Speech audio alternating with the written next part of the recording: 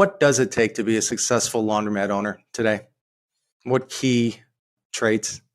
In 2008, the first laundromat that we opened up in 2003, we sold it. 2008 was the financial crisis, the housing crisis, and so what happened was people had a lot of money. Same thing like what happened now with PPP, and people have all this money and they want to do something with it. Same thing in that time. And so sure enough, we weren't looking to sell the laundromat, but a broker came to us and they said, hey, listen, I have somebody that wants to buy the laundromat. And we said, okay, but we're not selling. And so he kind of like it was almost like a scene out of Godfather. It was like, look, I'm going to make you an offer you can't refuse. And literally it was exactly that. I mean, the number he threw at us, we were like, oh my God, is this even real? Like this. And so we went ahead and we did it and we sold it.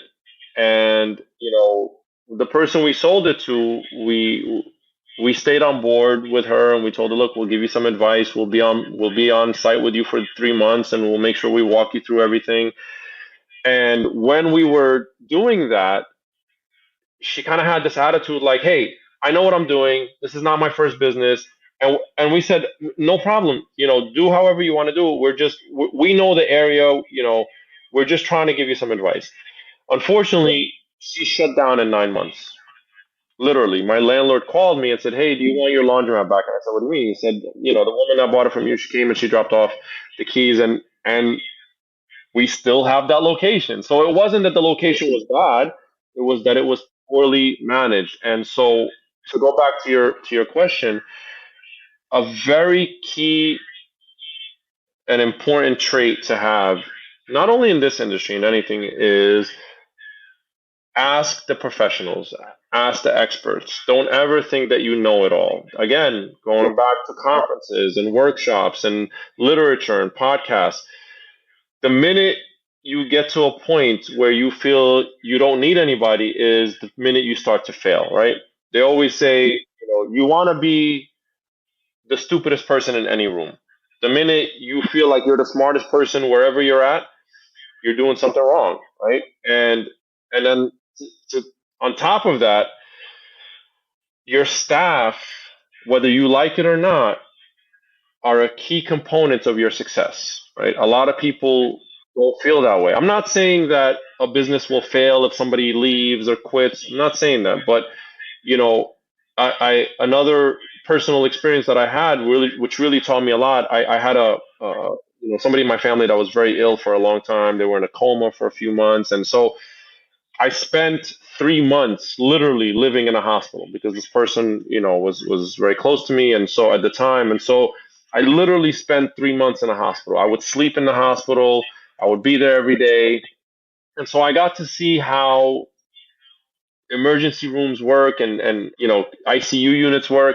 And what I noticed was the doctors would come and do their rounds for about 10 minutes in the morning. And what they would do was they would rely almost 100% on what the nurses would tell them. And so I was talking to the nurse, and then I was talking. So a very good friend of mine happened to also work in the ICU unit there, and he was telling me, he said, "Listen, these nurses are with the person, the patient, 24/7. We can't be there 24/7. These nurses are literally with that person 24/7. They know if he turns a certain way and does he feel pain? When he eats, is he able to swallow?" So what they tell the doctors is really what determines the decision that the doctors make. Give him this medicine, or let's do this procedure based on what the nurses tell him. And so the same thing is true for the laundromat business. Your staff is there all the time. They're listening to the customers. They're understanding what's happening. Listen to what your staff tells you. Don't ever feel like, oh, I'm better than my staff. I'm the boss. I'm the manager. I'm the owner. Who are they to tell me? If they come to you and they say, hey, listen, I think maybe you should do this, right? Don't automatically just say, well, you know more than me. Hey, I built this place from the ground up. No, listen to them. And I actually, one of the things that I do is I program my own machines. And the reason why I program my own machines is because I put myself in the space of my customers, and I actually go and wash clothes at all of my laundromats to make sure that the cycle is right, that there's enough water, that the clothes are coming out clean. But one of the things that I always do is before I finalize a program, I will get my staff and I will say, hey, do you guys like this program? What should we do? Should we make the main wash longer? Should we make another rinse? What do you guys feel?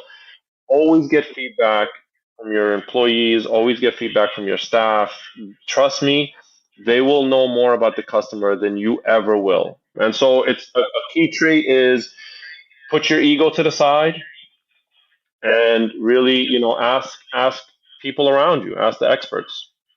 Yeah, no, getting that feedback is critical. And as you mentioned, your staff are your eyes and ears. They have to be because you can't be everywhere at once. So It's impossible. no, that's great advice.